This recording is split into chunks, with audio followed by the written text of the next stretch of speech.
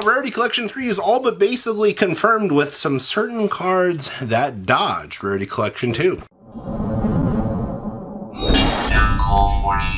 Make sure you guys smash the crap out of that subscribe button so you guys don't miss out on more awesome. We're going to start off over here with Beatrice. I think this is probably the most questionable card on this list of things that actually dodged out here. But thinking about this, Beatrice is going to be a major culprit in future plans, and I'm actually very surprised to see they didn't actually make this into a QCR, which, I mean, I guess kind of makes some people look around and go, huh, you know, are they gonna ban Beatrice? For all intents and purposes, they probably should, but for the point of making this video, Beatrice was one of the top headliner cards that people were expecting to see get a reprint, and got my pants down as per usual, wasn't in here. Now you got people questioning the decision-making tree at the good old Konami HQ for not knowing how to do reprints out here. But either way, maybe this means we're going to ban Beatrice. Who knows? But you wanted a QCR of it? No, not allowed. No. Super rare? No, not allowed either. Disappointing. Next up is Upstart Goblin / Chicken Game. While Chicken Game just actually came back here in the TCG, Upstart Goblin is looking pretty desolate and pretty lonely out here on the reprint bandwagon, actually. I'm genuinely kind of shocked that Upstart Goblin didn't receive a much-needed reprint, and I don't know why. Obviously, with when Rarity Collection 2 was designed, I don't think that they had much of a ban list change in mind for that, so I think that would explain why something like Chicken Game didn't make its way into the set, which is going to be a couple of things on this list where they were too far out from the time of them making their way into the set for Konami to kind of make the decision for that. But you put Pot of Duality in RCO2, and you could have put Upstart Goblin, and you would have had everybody cheering to the top of their lungs, just being happy about that. Why?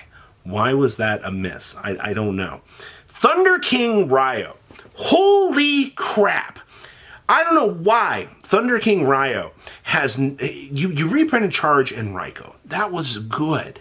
Alright? I'm going to clap for you, Konami. Those were 25th century quarter, or 25th quarter century Charge and Raikou was good.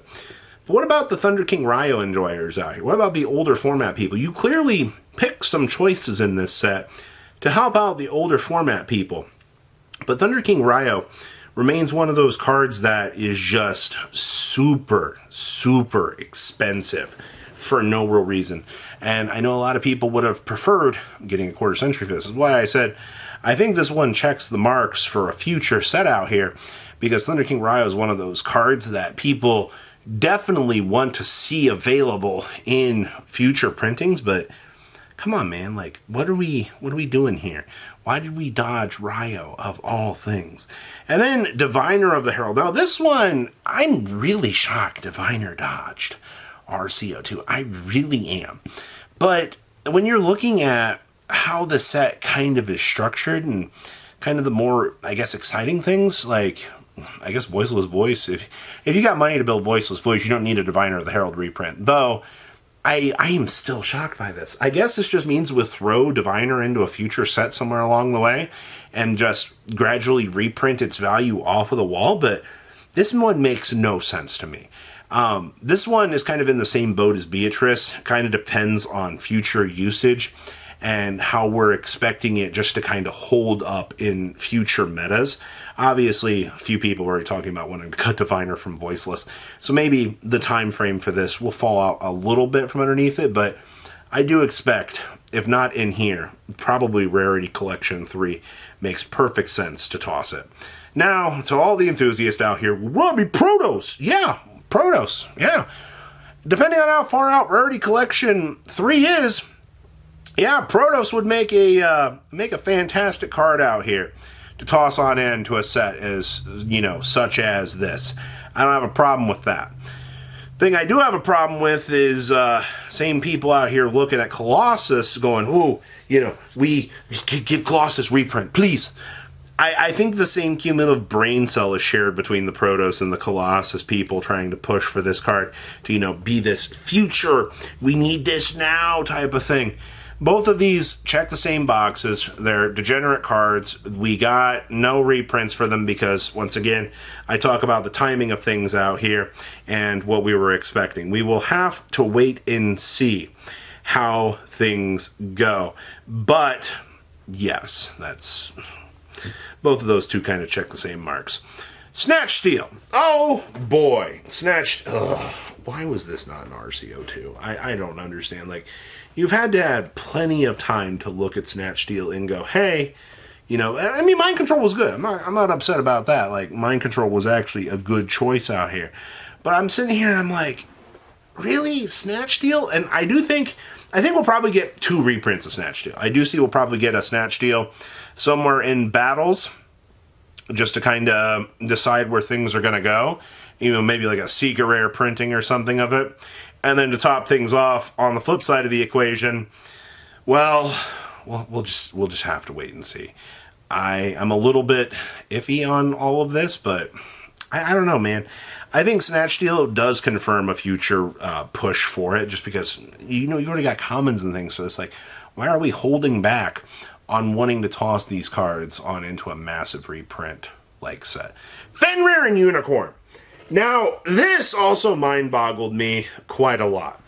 I do think that people looked at the fundamentals of Fenrir and Unicorn and like, they're going to be in RCO2 because all of the field spells are in here. You wanted cheap Fenrirs and cheap Unicorns, you didn't get them. I think Konami held back on both of these cards because they're degenerate. I hate to tell you that. These two pieces, I think alone, are excellent reprint fodder for what they can actually do in the future. And when you have major candidates like Fenrir and Unicorn, even though, you know, they've gone down in price over time, you have, I don't know, man. It's crazy. If you toss either of those two into a set and give them chances for QCRs, people are going to bite at it, yes, but those were 2 cards that needed major reprints, and we just went, nobody wants those. Thrust. So, Thrust not being in this set confirmed something very loud and very vocal to me. That they believe Thrust still has reprint equity, or they're saving it for a future battle set, which is fine. You just got to think about out here that people need Thrust to be in this format in order to kind of drive down the wedge on pricing for these things. From where I'm sitting right now, I think, depending on when the biggest thing you got to look at with this Rarity Collection 3 speculation is when the set would come out.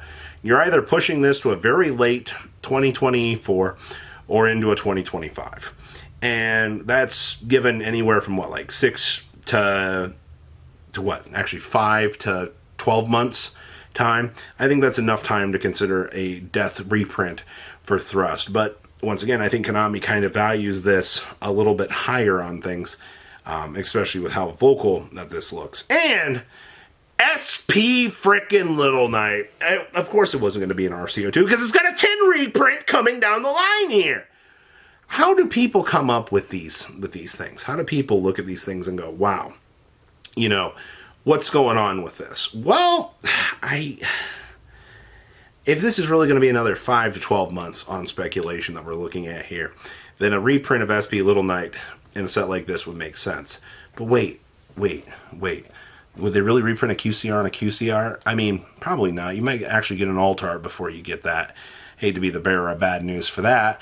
But if you are really crossing your fingers for a style reprint for that, SP would check the marks for that. It's just, would they really, really reprint a QCR and a QCR, though? That's the biggest question mark that you're still asking yourself while looking at this future set. Now, there were 6 cards that gave me a clear indicator that RCO3 is existing, and it's the Charmer Links.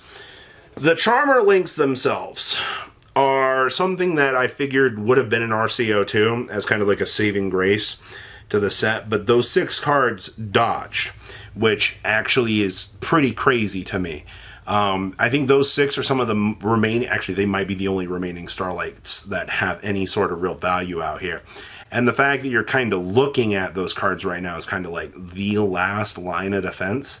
I figured they would have reprinted them into the ground and just called it a day and gave them QCRs for the fans out here, but No, we did not. And I think that those are going to be a very strong push point for RCO3, depending on how things go. But for now, I think RCO3 is coming. What do you guys think? Please leave a comment down below. Tell me what you guys think, and I'll see your beautiful faces back here later today, guys. Peace. Patrons, thank you.